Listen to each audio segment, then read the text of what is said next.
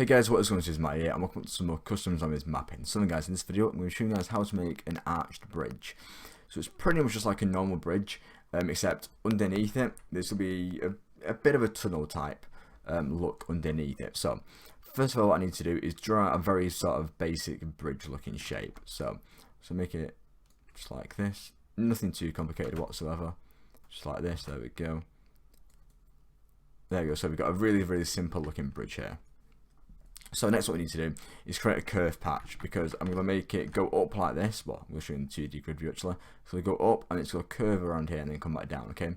So it's going to just curve around. Now then, to make a curve patch like this, what we need to do is, I'm just going to copy this brush here because it's the same size. We just need it to fit in between these two really. I'm going to go into my overhead view and I'm going to go up to patch, simple curve patch, and I'm going to go for width 5 and height 3. Yeah, that should be fine. So now then, I'm just going to lower this by 1 just so I can show you. So as you can see, the texture underneath here isn't, this part isn't textured. This part is, okay? So we need the texture to be on this side though. So go hit Control and I. That's going to invert the texture to make it face the correct way. So I'm just going to move this back up. I only did that just so it didn't interfere with this one. You could see it very clearly. So move that back up. Now then, let's make the actual curve section. So I'm going to press V on my keyboard with this curve patch selected. I'm going to move down this row of verts here and this row of verts here down to about here. So I'm going to select this row of verts, or this line of verts, and then whilst holding down Control, I'm also going to select this line of verts, and then I'm going to do Alt and drag. So it's going to drag these two lines of verts down at the very, at the exact same time. So let's drag them down to, let's do it about here. There we go. So I'm going to highlight this line of verts here, drag these up to this corner, and then up to that corner. So once you've got these verts, to where you think you want the curve section to sort of end, you need to drag these corner parts in line with these other verts here, okay? And that's going to make quite a nice looking curve shape here. So this does look quite sharp with this curve, it doesn't look very curved. So to make it much more smoother, you can hold, obviously with your curve patch selected, you can hold down Shift, and if you do open bracket, it's going to make it much more sharper, and if you do close bracket, it's going to make it much more smoother.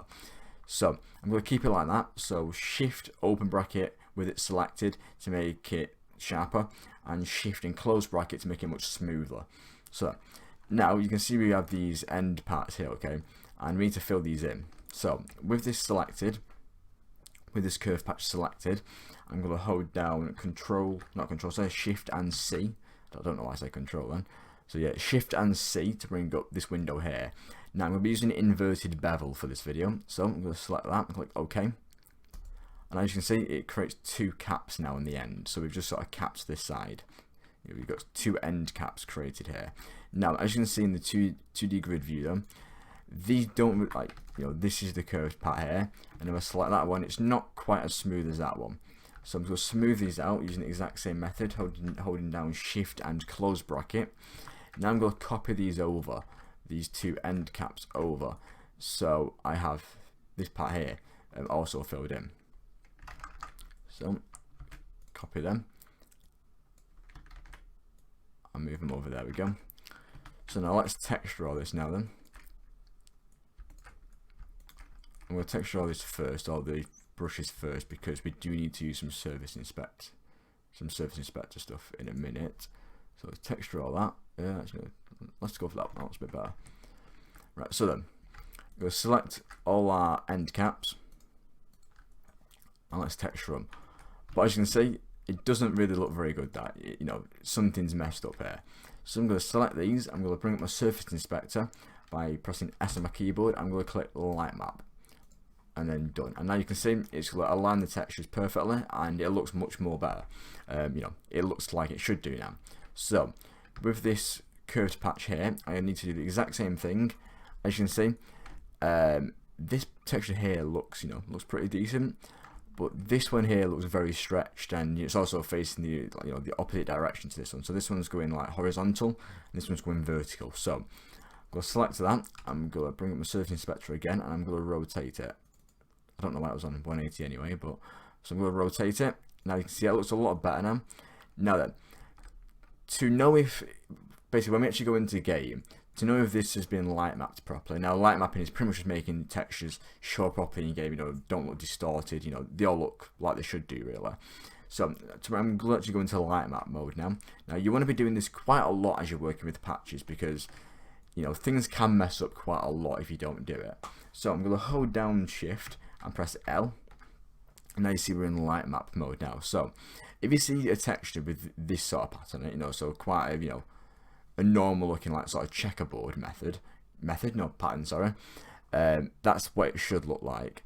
Now, if it wasn't like that, and maybe, you know, it all very, very stretched, and, you know, it didn't look like, you know, it didn't look like this really, you know, it didn't look like this sort of texture, then you need to go into Surface Inspector with that patch selected, or curve patch selected, sorry, and hit light map, so L map, and that will fix that.